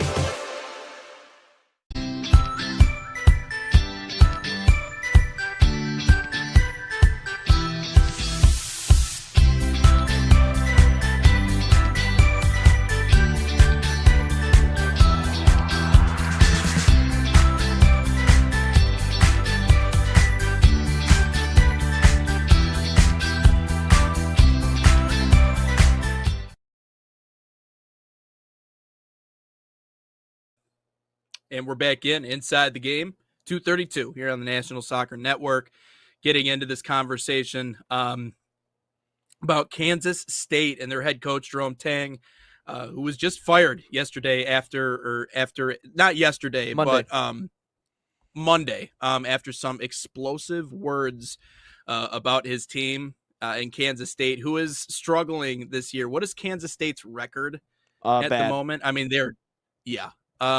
men's basketball. They won yesterday, though. Let's see what we got here. So, okay. So that's good news. They're second to last in the Big 12 standings. Utah is 1-11. K-State's 2-11. 11-15, I believe, overall. It says, 11-15 overall. So, not good, and obviously not up to K-State standards. After we saw them against Michigan State in the tournament, I don't Jerome think Tang was the K-State head really coach has then, a too. standard. I think after the K-State the Elite Eight basketball's- run, sure, but I don't think K-State really has a standard. I think they've been very good at athletics. I don't know what you mean. Football, they've done great. Basketball, they've had a history. They're not bottom two. That's not typical of a program like Kansas State. It's also not typical of a program like Kansas State to get blown out by 40, 50 points. I've So- yet to see Kansas State in the college football playoff. I've seen them in a couple BCS bowls. Haven't seen them in a national championship. Sure, It's Kansas Snyder was State. I mean, fine, it's I not- guess. But if I'm going over my again, whole history here, Kansas State has done nothing. It's basically like I'm Purdue. not- I They've never- done nothing. I never said powerhouse. I said standards, and standards have haven't to be seen- better than bottom two in the conference. I've seen Kansas No, State I in the get- I get tournament it. maybe once, I get maybe it. But twice. maybe the more important part of the conversation here is the comments that were made after the game. So they got blown out a few days ago. And Jerome Tang had some not so nice words to say about his team. I can just summarize essentially what he said. He called essentially them what he soft. said is they don't- was basically it. Yeah, soft in that they don't deserve to wear the uniform. here's the reason why he did it. In my opinion, after watching the clip and watching your video and getting an understanding of what's going on, Ryan, he did it because he saw the writing on the wall. He knew he was going to get fired. He knew it was over. He knows that as a head coach, and all head coaches really should understand this, if something goes wrong in your program, whether you start losing a bunch of games, whether you lose the locker room and there's hazing or there's other things going on, whether there's stuff happening in and around the program that you're going to sit there and claim that you didn't know about. It doesn't matter whether or not you didn't know about it. Doesn't matter whether or not you didn't hit on a few recruits. Maybe you brought in a kid that you're like, I thought I liked him, thought I liked his family. Turns out not what I like. This is on you. And I think for Jerome Tang, he realizes this is on him. I am responsible for what this season has been.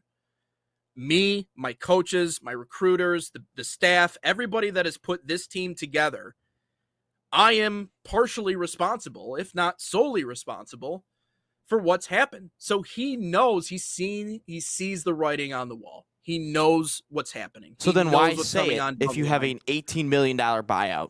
Why even go up for cause? Why even do that? Like, I don't know. you have an $18.7 million buyout, and this is the reason for the firing is caused because of this. Then why even do it? Why even, if you know the writing's on the wall, if you know I guess it, there's going to be a legal battle there. but you have an $18 million buyout. Why, if I know the writing's on the wall and I know that there's an $18 million buyout there, I don't even say anything the rest of the way. I just say, yeah, played bad, this, and that. We'll move on to the next one. And why even go with it then? The reason I made the video was because if the reason him getting fired is because he, said this about the players that they're soft, yeah, they're probably soft. They don't deserve to play it. That shouldn't be a reasoning for firing the coach. If there's something behind the scenes no one really knows about, fine. If it's strictly about the results, which the results haven't been fine, then yeah, that's fine. But if the reasoning for the firing is because of one press conference where you said your kids are soft, then Mick Cronin should have been fired a long time ago. Tom Izzo should have been fired a long time ago. I'm sure Coach K and Roy Williams has said something a time or two ago. I'm sure Jay Wright has said something before. But if that's the reason for firing them, that's the stupidest reason. If it's to maybe potentially get out of an $18 million buyout, maybe that's the reason. But if I'm Jerome Tang, to your point of I'm saying it because the writing's on the wall, then why even say something if that's the point? Because you have $18 million sitting there for you, knowing that in just under a month, you'll be getting fired. And for $18 million, that's just sitting there for you. So then why even bother? Why even bother saying that? No. Yeah. Well, and maybe he didn't think that it was going to be reason to be fired for cause and not get that $18 million. I mean, it to your point, it is just words. And so to me, there's going to be some sort of legal battle that goes on here. This isn't the end of this saga with K-State, but you're right.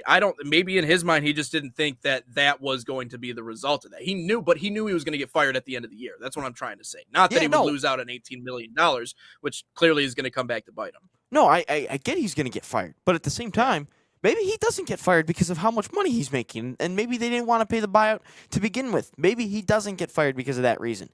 But at the same time, to fire a coach for saying my players are soft, they don't deserve to wear the jersey, then every basketball coach in the history of basketball should have gotten fired.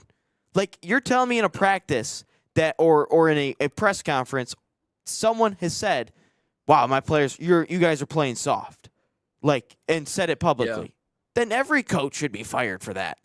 Like, I remember Gio Auriemma going on a rant about the new generation, the AAU generation of players coming in, and how they don't want to work hard and they don't want to do the extra things and they don't want to. And he's referring to players in general, but he's not referring to his team and saying they don't deserve to wear the uniform. He's making a general statement about athletes these days. Cronin literally said a month ago that he recruited the wrong guys.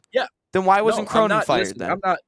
I'm not saying you're wrong, Ryan. I'm saying you're 100% correct. I just think I think for K-State, they already kind of knew. I'm guessing the front office already kind of knew, and the AD, that they had completely lost the locker room. Like, well before this happened, they probably knew that. So something tells me that this was just simply the cherry on top. I mean, to your point, talking about, well, maybe there's other things going on. Yeah, certainly. I think there has been a buildup to this point.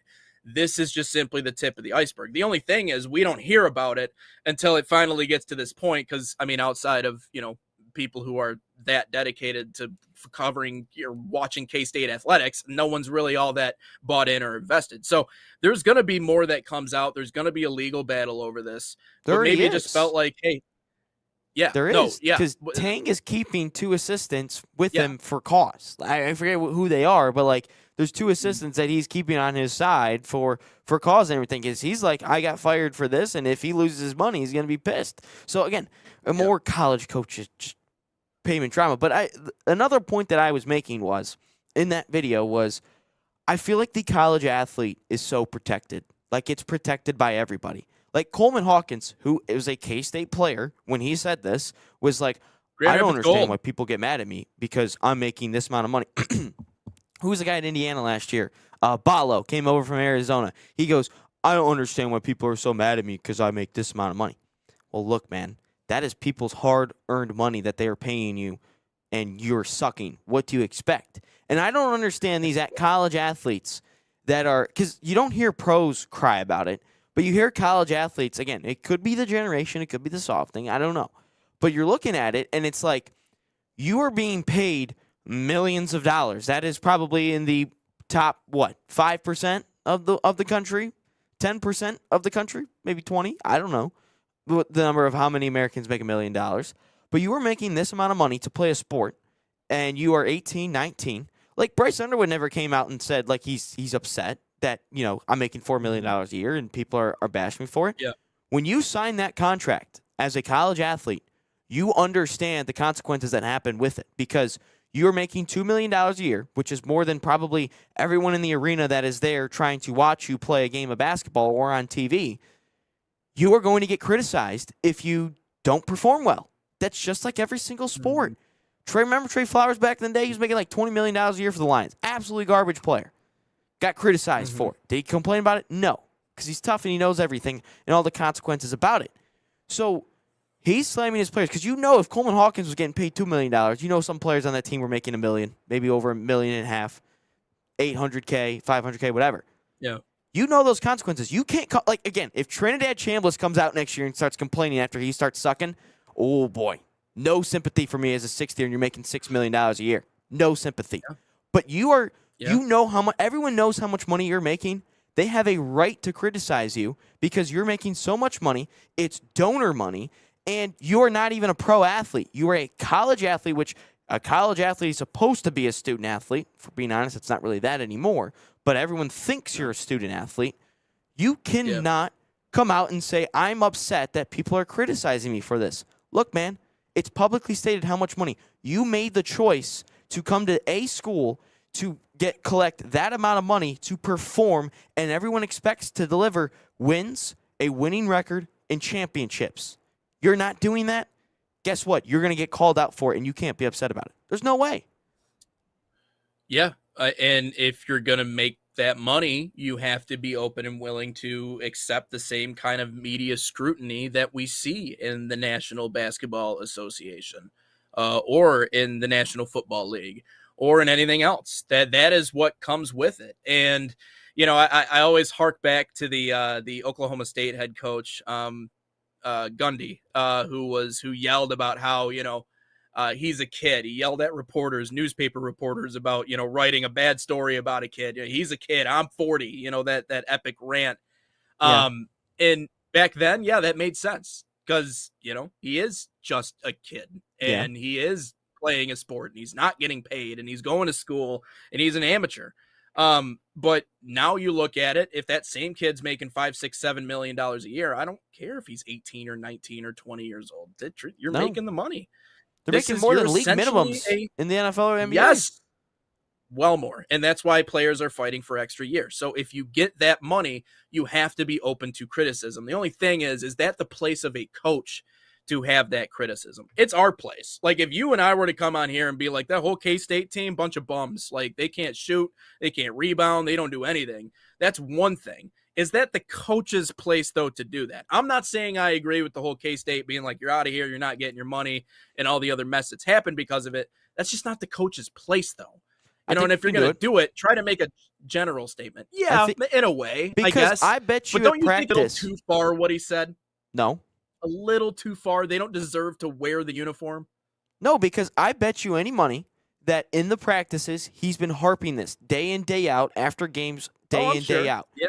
And he probably said that, you know, is Jerome Tang an alma mater of Kansas State? Because he went really in depth about, you know, wearing the color. I don't know his alma mater, but he went in depth about that. And I'm sure every single practice, I think a coach is allowed to call out his team one time every single year. I feel like that's the wake-up call to the team. Because at that point, if they don't respond to it, then I think it's just bleh, like it's just done. But no, I think he has every right to call it because it's February. He did that February last week, February 15th, 16th, something like that. Yeah. No, he has every right to do so. It's his team. There's nothing that's saying he can't do it, but you should be able to call out your team at least once. Once it gets over once and maybe 2-3 times, then it's like, all right, man, like you just clearly just lost the locker room and it's going to create even more of a divide. But if it's one time, I ain't doing that. How about your guy Herb Brooks from like saying you don't deserve to wear the red, white, and blue? There's no issue with that. So why would there be an issue with this? Can't wear the K-State purple and white.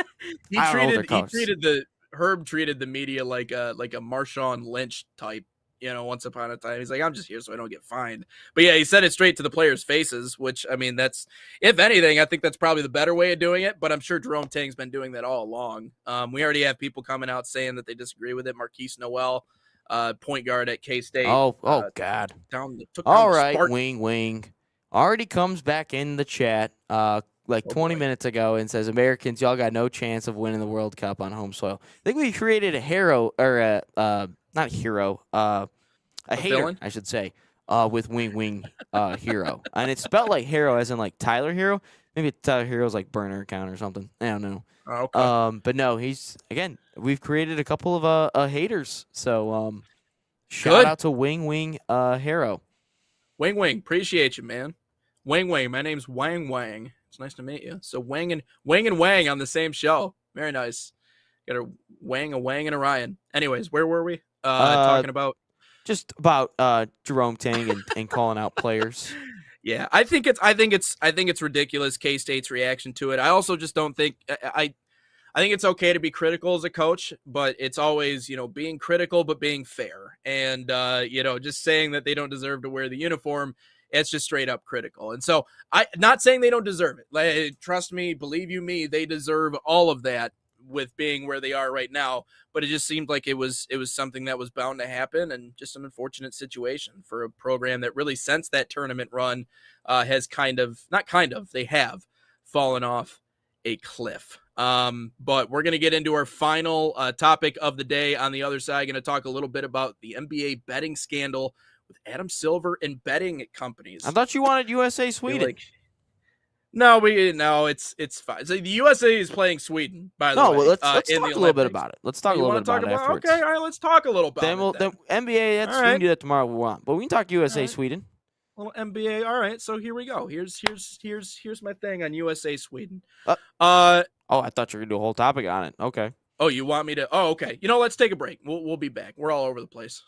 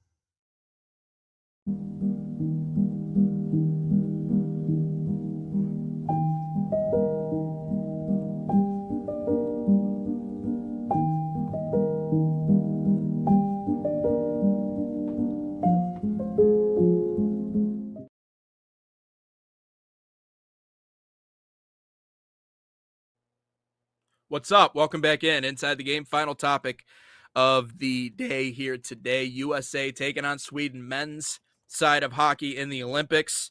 Into the elimination rounds now, undefeated to that point for the U.S. after beating Germany, but now they got to take on the Swedes in order to advance. And Ryan, this matchup, as much as the Canada matchup, is the one that we want to talk about. And obviously we hark back to 2010 and the Olympic gold. And we talk about the four nations and everything that went down in that tournament. Sweden is a team that we don't talk nearly as much about and what they can do and the threat that they pose to our dreams of bringing home the gold. And we've already talked about for the U.S., this Winter Olympics has been a disappointment in more ways than one. Yes, we're third in the medal count. We never dominate the Winter Olympics for whatever it's worth. It's not our thing. Typically, the Summer Olympics is where we strive. But between what Lindsey Vonn, what happened to her, the figure skating, just utter collapse. Of course, the team got gold, but, the number one player, I forget what his actual name is, but Quad God is what they call him on social media, falling a couple of times and finishing in 8th place. Not a good look for the United States. So the next biggest storyline is women's hockey, which is one win away against Canada from winning a gold medal. That one scares the hell out of me because it was a 5-0 waxing the last time we played Canada. And so did they figure something out? Do they go into overtime and Canada wins by some fluke? I can completely see that happening. But the other one is obviously the men's team, who has looked great and they've played great and they've delivered a level of physicality that has been fun to watch. But the teams that you've beaten leading up to this point, Denmark, Latvia, Germany, even though Germany continues to get better and they have a good, front line of players, Germany still isn't. Germany, yeah. And Draisaitl, always a bride, never a bride's, or always a bridesmaid, never a bride. That's a great line. Great chirp. Great line. But Germany's still Germany. They're still kind of middle of the pack. So now is when the rubber meets the pavement, and playing against Sweden scares the daylights out of me because the last two NHL player involved Olympics, we've been knocked out by Sweden. 2006 in the 90s, we were knocked out by Third Sweden. time's a charm. You talk about the four nations. When we played them, we lost to them in the four nations. Now, obviously, we had clinched our spot in the championship game, so at that point, it didn't really matter. And that's why the first win over Canada was so important, because that allowed us the opportunity to go to the championship and play against them again in a rematch to win it here at home. Obviously, didn't get it done. But Sweden is easily, if not number 2 in the world, they're right behind us, kind of a 2A, 2B type situation. And so I think the United States has been able to build up a lot of momentum, and that's great. But all I know is that tonight is going to be a dogfight, and we need the best of everybody. We need the best of Quinn Hughes. We need the best of Eichel. We need the best of the Tkachuk brothers. Brady, as much as I love the fire in which he plays with, he can't be a distraction, right? He can't do dumb stuff because, again, this is not four nations. This is not NHL rules. This is international play. And I love the bullishness in which he plays, but also our goaltending has to be better. I mean, there were some goals that was let up during the group stage, especially against Denmark. I mean, when someone's saucing, a shot at you from beyond the blue line, and I forget who it was that was playing against Denmark. Who was the goalie against Denmark? It's Boston. It was not Hellebuck. I'll tell you that. Boston Bruins. Who was it? I'm blanking on his name. Swayman, Jeremy Swayman. You got to be better. You cannot give up fluke goals in the Olympics. I mean, I'm thinking about Brendan Miller in the mid 2010s when he had a 1.35 goals against average. I mean, Swayman's letting up goals from north of the blue line. If you're giving up that kind of goal or fluke goals against Denmark, and we're in a fight with Denmark in the third period, yeah, obviously we're good enough on talent alone to beat those guys. But they played well against Germany. Good bounce back. We have to be better in goal. So they did bounce back against Germany. So, those are the kind of the things that I'm looking at. But yeah, Sweden has had our number. And so, we can't think too far ahead. This one's going to be a tough one for the U.S. Yeah, I'll say I don't watch a ton of Winter Olympics to begin with, so I honestly the only thing I've watched is USA men's hockey. But I will say this is they bounced back really well against Germany. I thought they played really well against a team that was better than Denmark. And seeing Mo Sider out there too against Dylan Larkin, I thought that was rather cool. And I think you bring up a good point with the Kachucks. I just hope that they focus on the play. I hope they focus on the hockey game on the ice, not just the fighting and all the extracurriculars. I hope that doesn't happen, because ultimately Goonery doesn't work. Goonery doesn't work in the Olympics.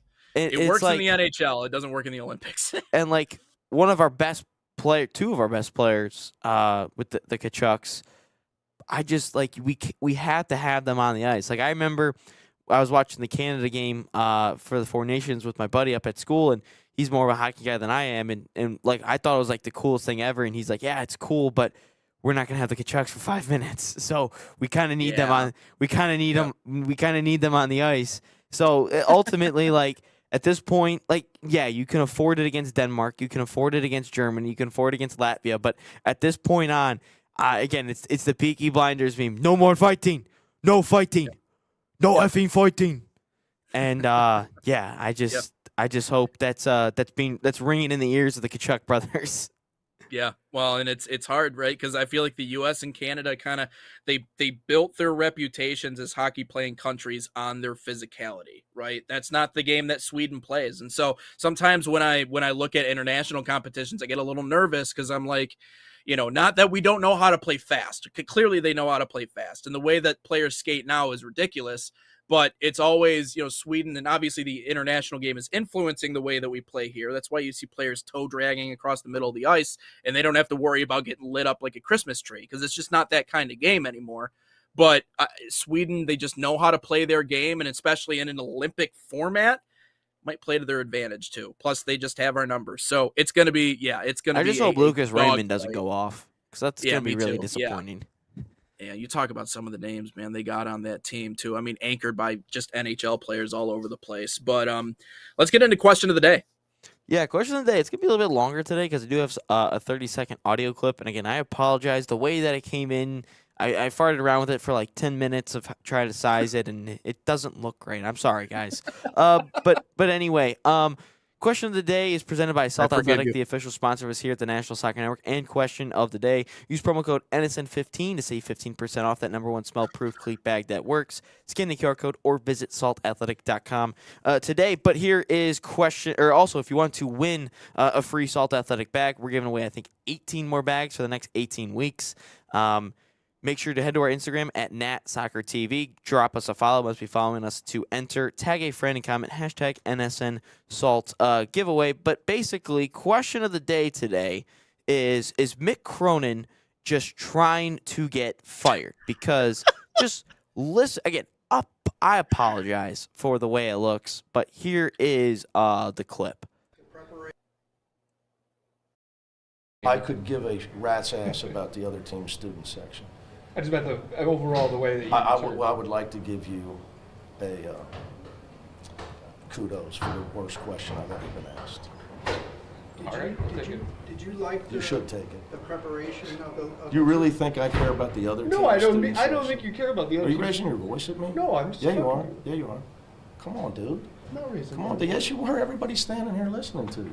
Everybody. This is on camera. They can hear you. I answered the question. I could give a rat's ass about the other team's student section. I coach UCLA. I don't care about Michigan State students. I mean, who cares? Oh, man. Oh, it's like having an argument with my freaking ex, man. That's exactly what it sounded like right there. Jeez. He's just bitter. You even sensed it after the Michigan game. I love how Dusty May can't get a decent handshake now from any team that Michigan ever plays. And obviously Cronin was one of them. And so, but even after the Michigan State game, he seems bitter. There's a lot of ego in that statement. I coach UCLA. Why would I care about the Michigan State student section? Hey, newsflash, buddy. UCLA ain't been shit for a long time. Okay, mind you, this is referring to Xavier Booker at the free throw line, former MSU player, for the context. Yeah. So, I mean, no, I don't know if he's trying to get fired, but I think he's having a little bit of an ego death right now, realizing that the Big Ten doesn't mess around in hoops. And I realize UCLA has a reputation, but they've gotten kicked around this year for sure. I also think He's just fed up with being a West Coast Big Ten team. I think that, like, he's I'm talked sure. about, Yeah. like, just about after every single trip, he's like, thanks to Big Ten for doing this, this, and this. My guys are tired. You guys bring Purdue in. Like, I'm tired of this travel. Like, he's talked about it at length a handful of times. Look, he coached at Cincinnati for a long time. Sucked in the tournament all the time. They were always upset. But, no, he coached at Cincinnati in the Midwest for a long time. And, again, he's mentioned, like, he wouldn't answer a question regarding Adai Mara. He wouldn't answer a question like that. Also, I don't know if you saw, Nate, but he threw out one of his own players yesterday in the Michigan State-UCLA game. Jamerson, the former Michigan State guy. But he threw him out. So, like, I just think ultimately, we talked about Jerome Tang losing in the locker room. I think the UCLA locker room has been long gone, I think, for maybe a couple of years or so. But I think Cronin is a good coach ultimately because of what he's done at every stop. Gets him into the tournament time and time again. He's been flirting with the top 25, here and there. But I ultimately think this guy just wants out of UCLA. Or if he wanted the UCLA job, he wants it still on the West Coast. He doesn't want to constantly be traveling all the time across country for everything. So ultimately, I just think he's fed up with the conference realignment. I think he's fed up with having to be on the East Coast for, I don't know, 2 weeks, week and a half or so, and then he's got to come back for a week and a half, then has to go back out. So I just ultimately think he's just fed up with just about everything. Oh, and it puts the West Coast teams at such a disadvantage too because they're small in numbers, right? Like everyone else is in the Midwest or the East Coast, when it comes to Rutgers or whatever. So you got UCLA, you got USC, and you got Oregon. That's it. So, or what? Sorry, you got a handful of teams over there, and then you got the majority over here. So, anyways, I can definitely see where that conversation comes into play. But I don't know, wanting to get fired, I'm not sure. I just think it's a lot of emotional outbreaks from coaches lately. So it's good content for us. But yeah, I can certainly see where they're just drained. And we talked about it yesterday. Everybody else outside of football, I can see where this logistically would not only be a nightmare, but would just be draining after a while. And so, clearly that's another example of that. Yeah, the only benefit that I've actually seen with conference realignment with the West Coast team was talking to Jasmine Ike with Stanford, and she's like, yeah, we got the benefit of the doubt. We got to travel to the East Coast before school even started, so it was actually really nice, and we got that advantage really early. So, again, maybe some places are getting the advantages, but it's just I just think that if it's not football, because, like, look, NFL teams travel to the West Coast and East Coast all the time, and I just think ultimately even the NBA teams do it, consistently. NHL, MLB, they all do it. But I think the issue is they do it, not as often, whereas these teams are doing it every other week, it feels like, or every 2 weeks. They have to constantly be out there. So, no, I get it. If I'm Cronin, I'd be pretty fed up too myself. But, yeah, no, it's just a little rough out there for him. Yeah. Well, that wraps up episode 232 here on Inside the Game. Alexis Ayala, great guest here today. Tomorrow we got JP Dellacamera, legendary broadcaster, stopping by the show, and that will complete the 4 interviews we have this week. Again, another thank you to Evan Stockton, Alexi Lalas as well. You guys are great. You help us build the show. You help us build up our momentum, and also we appreciate you guys watching the show. Find us on social media at Sports Nation TV or at National Soccer Network. We'll be posting these clips all day, every day. And until we talk to you for 233 in the legendary JP Dellacamera, we'll talk to you guys tomorrow. So long, everybody.